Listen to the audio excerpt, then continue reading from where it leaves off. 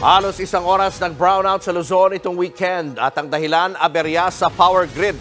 Nasa frontline ng balitang yan si Dave Abuel.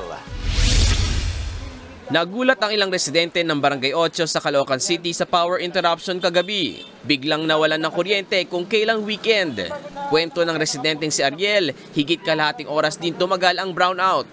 Nagulat na nga lang ako, biglaan meron pa akong apong maliliit. Inilabas ko rito. Madilim ang bahay ko pagka wala ilaw Ang kabarangay niyang si Divencio, sa cellphone muna kumapit para magkailaw ang kanilang paresan.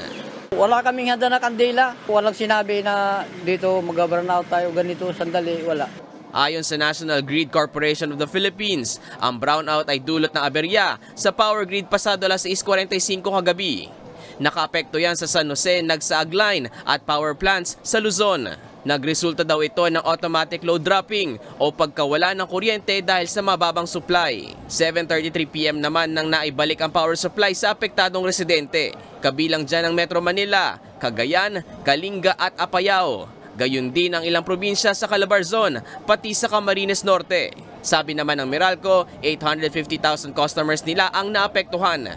Bukod pa ito sa mga customer na hindi nila sineserbisyuhan.